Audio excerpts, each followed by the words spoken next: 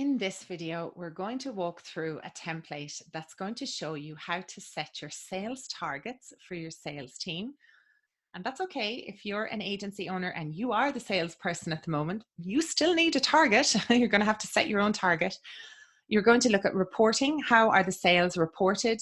And another area we're going to add in, which is forecasting. How do you actually plan for future hires? When do you need more employees to come in? When do you need another salesperson if you're the person who's doing the sales? So let's head on over and actually have a look at our template for this.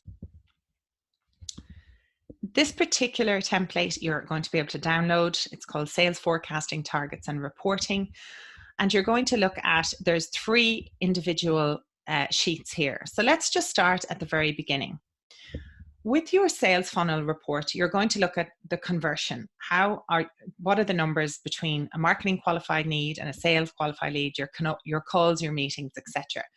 You're going to look at the numbers that are involved. How many numbers do you actually need to do? And then you're going to look at a timeline.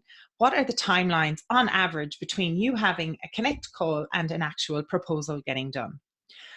In this particular example here, I've put some numbers in just to give you a ballpark, but you can edit the numbers and make this your own in your own template. So if we started off with, you've got a marketing qualified lead that somebody's downloaded some material on your website. How often does that turn into a sales qualified lead?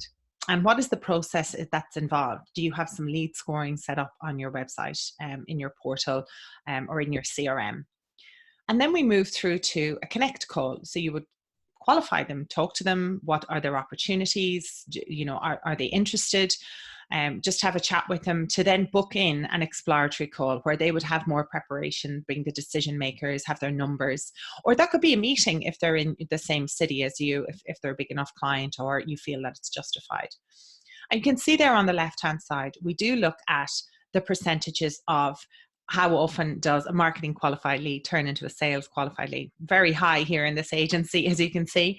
And then from a sales qualified lead, how often can you get a connect call? For some agencies, I've seen it as low as 10%. They've just got a lot of leads coming in, but it might not be the right time. And then you look at how many of those connect calls actually turn into an exploratory call. And then you could add another step in here, or you could combine that exploration with the goals, plans, challenges, and timelines, like a GPTC. Now, this is a sales process that you are going to have to create for your own agency. And you can decide what the steps are involved in here. Then there's a proposal offer meeting. So you would never, ever send over a proposal to a client without booking a meeting, walking them through it, getting on a Zoom call, seeing them on video, getting the decision makers. If anyone asks you to send over a proposal, tell them absolutely, I'll book a time for that because I walk everyone through it. And then there could be proposals negotiated, and then there's a signed contract. So as you can see, there's a conversion number, the numbers that you need to do, and then a timeline. So here we can see it does take, can take up to 25 days from when a marketing qualified lead comes into your business to the times that are involved into actually making it a completed sale. You'd make the process, look at the conversion numbers and break it all down. Then you're going to set some sales targets. So you're going to look at your year ahead. When is it quiet? Is it quiet in June, July, August? Is it quiet in December? Don't be setting targets that people cannot achieve. And we've worked this backwards. So if we look at here that you want your salesperson to sign up one new client every month in January and February, 2 in March, 1 in April. How are you actually structuring this? And look, there's a big one there in June. Like, what's happening in June? Are there marketing activities happening? So you need to factor in what are the activities that are actually going to drive these numbers. So if we start at the very bottom, you need your marketing team to be delivering 20 qualified leads in order for you to convert that into 10 qualified sales. Then you get on a connect call with 4 of them. 2 of them go to an exploratory call. 2 of them go to the goals, plans, timelines meeting, if about digging into their needs. And then 2 of them will go through to the proposal meeting. Well, that means 1 of them is going to turn into a contract.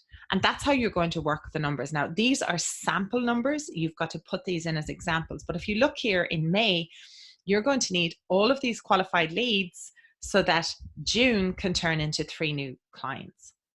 And you work this out as you go through.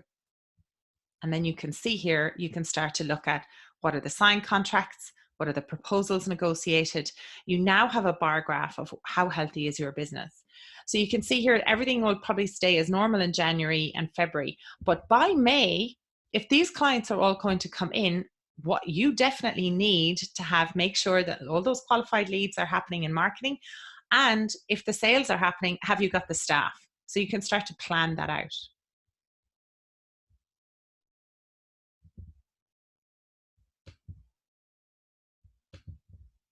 Next, on this next sheet, we look at reporting for this. You have sales targets. You're going to set these up, and you might have a number of different salespeople in the organization. So you can start to break that down. Salesperson 1, salesperson 2. Now you can start to set some targets for them. If there's an actual and a budget, so that you need them to do 1 connect call, but they actually did 2. In most businesses, you are going to have to do this manually, and that's okay. The salesperson has one job to do: keep an eye on the spreadsheet and sell. Like, that's it. So unless you find a better way to do it in your own business, I just recommend having this. They open it in the morning and they fill it in every day. At the end of the day, the beginning of the day, the middle of the day, whatever, it just gets filled. And then every week you are drilling in as the owner, going, how are we going? We said this is the actual, but we actually got, this is where we're sitting, and what are the actual numbers? Don't let things get out of control. So that's how you're going to get the reporting done. Salespeople are going to groan. It's their job. That's what they kind of do. So those 2 are probably enough for you. Now, I've worked with a lot of agencies who've never even done this before. So I set up a really simple sales forecast. If those other 2 are just a little bit beyond what you need right now, here is a very simple one that you can start to look at. And again, you can put all the numbers in here that are relevant. So if you want to decide that, as I said, 20%, like if you can get to that in your first few years of operation, good on you. But the big agencies, the most successful ones, are going up after the 40 mark. So you can work on that over time. And if you want to have a 1.2 revenue target. So let's start the year looking at it. If you look at all of last year's clients, and you have starting the year with 750 grand worth of clients in your database right now. So that's kind of what you're sitting on as your business. If you factor in a 30% churn at the end of the year, that existing base should be about 525. Now, 30% is quite high. You'd want to dig into why are they leaving. You really want to keep clients as long as possible, make them happy. So if you looked at, you wanted to get in January 2 new clients at a 6 grand retainer, and how long are they going to stay with you, that they're staying for 9 months, there you have a 50 grand client. So you're going to look at 2 in January, 2 in February, and then maybe you get a big project in March. You've been working on it all year, and another client. And you slowly start to add in. Look, in May or in April, things are quiet. So you've gone, it's Easter, it's historically quiet. So you're like, we're going to aim for 1 new client. But then coming back in May, you want to sign up 2 clients and a project.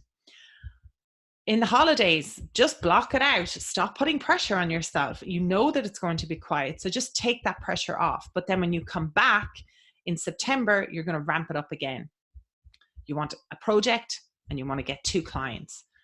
And you start building that up. And if you build that up slowly, project every quarter, clients every month, slow and steady, this is where you're actually going to get to. You will actually get to your 1.2, almost just under.